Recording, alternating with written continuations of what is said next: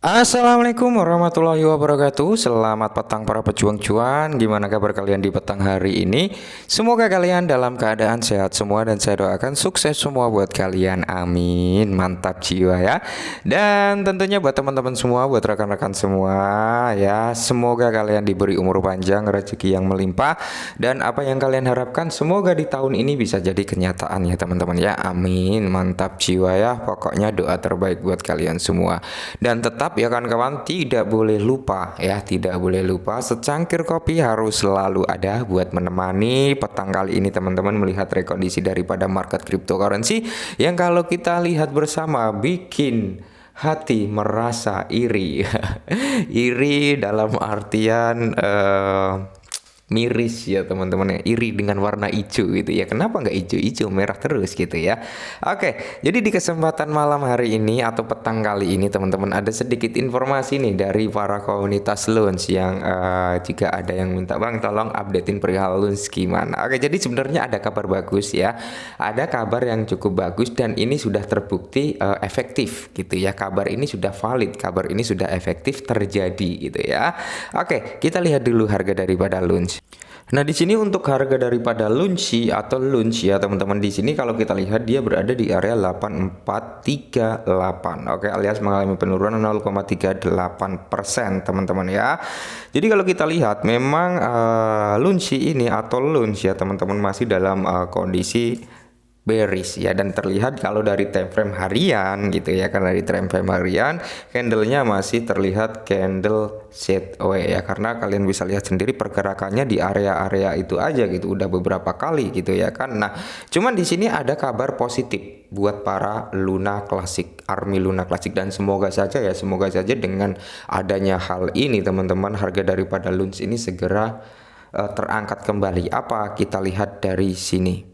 Nah, ini adalah tabel di mana tabel pembakaran daripada Luna Classic ya. Ini cukup positif teman-teman dengan adanya peningkatan pembakaran kemarin ya kan. Nah, jadi bisa kalian lihat dari tanggal 22 teman-teman, sejak peningkatan jaringan dan meningkatkan biaya transaksi yang tadinya 0,2 menjadi 0,5 teman-teman, ini terbukti efektif. Dari tanggal 22 tingkat pembakaran daripada Lunch atau Luna Classic ya, ini meningkat ya, yang tadinya hanya 50 juta ya kan, terus 55 juta ya, 75 di bawah 100 juta lah.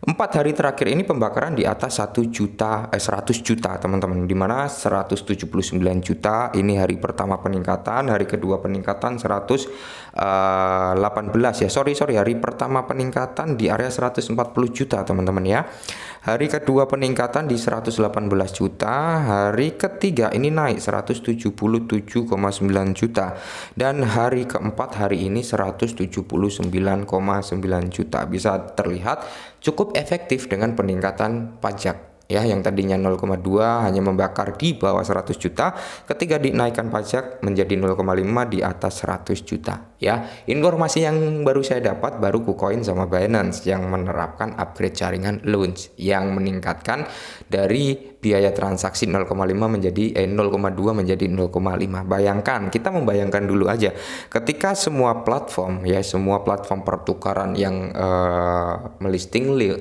Luna Classic ini teman-teman melakukan hal yang sama kayak KuCoin, Binance, ya tidak menutup kemungkinan dari segi sektor pembakaran akan meningkat secara drastis. Oke, jadi apakah ada harapan Luna Classic untuk ke targetnya $1? Kalau menurut saya pribadi, harapan selalu ada. Harapan selalu ada, cuman nggak dalam kurun waktu dekat ya.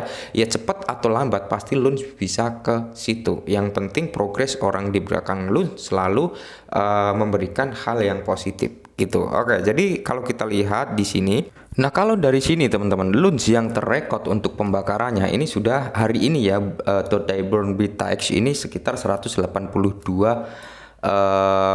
juta teman-teman yang terdetek di sini hari ini tadi. Oke, jadi kalau kita lihat total burn yang sudah terjadi di Lunch saat ini teman-teman, yaitu sekitar 56,6 miliar koin launch ya, total burn-nya, oke, atau sekitar 0,8% lah dari total pasokan launch yang bertotal 6,8 triliun, oke.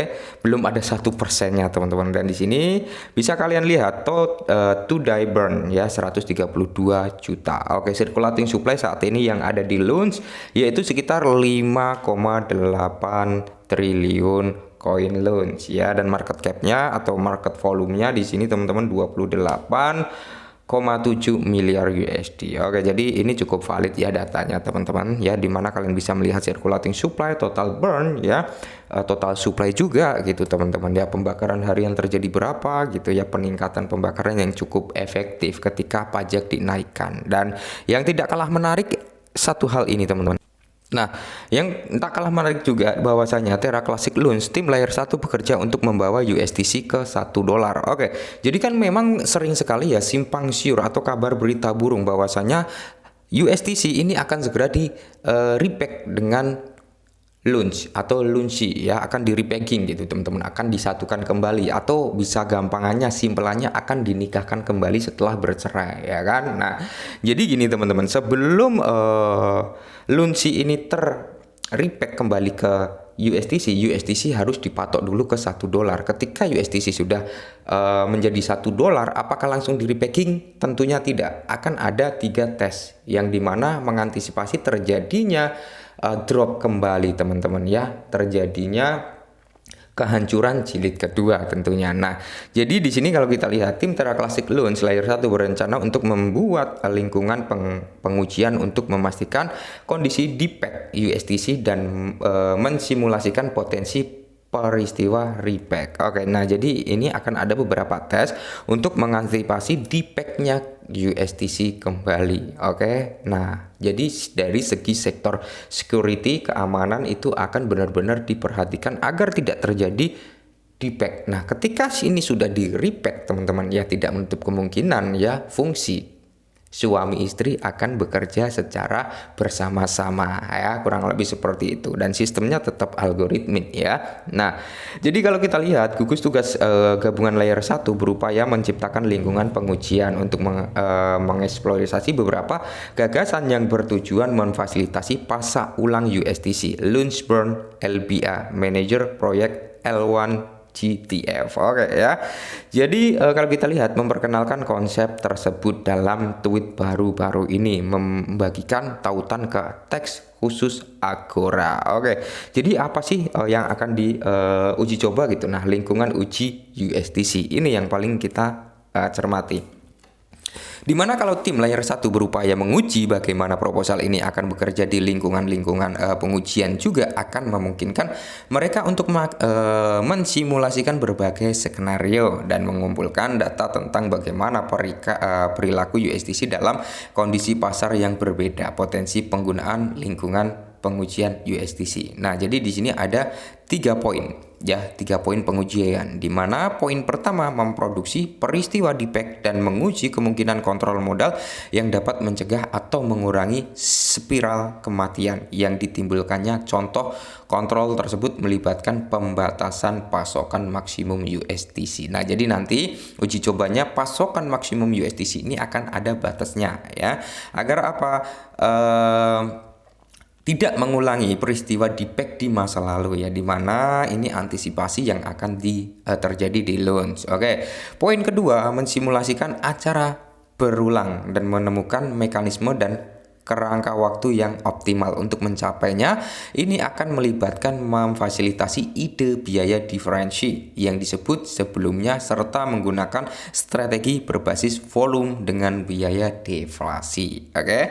Poin ketiga, menguji strategi baru untuk mempertahankan pasak USDC agar tetap ke $1 tentunya, dan memberikan inisiatif bagi pemegang dan pemegang USDC ini, termasuk meninjau pendanaan modul Oracle dan menjelajahi opsi taruhan USDC. Nah, ini adalah beberapa ujian sebelum launch ini di repack kembali dengan dengan USDC ya. Ketika ini semua sudah lancar, nggak ditemukan kendala, dan nilai daripada USDC ini akan sudah dipatok dengan 1:1 dengan dolar, ya itu akan segera dilakukan reback. Nah, dampak positifnya terhadap loans ya kalian tahu sendirilah ya, sistem algoritmik itu seperti apa. Nah, jadi ya ini juga akan membantu mengurangi supply loans juga, mungkin seperti itu. Oke, jadi sedikit informasi tentang Luna Classic ya teman-teman, dan menurut saya pribadi kalau untuk waktu dekat ya mungkin akan ada recover lah ya, mungkin bulan depan atau bulan depannya lagi, dan kita lihat saja nanti teman-teman 1 atau 2 tahun lagi ya ketika masa bull run.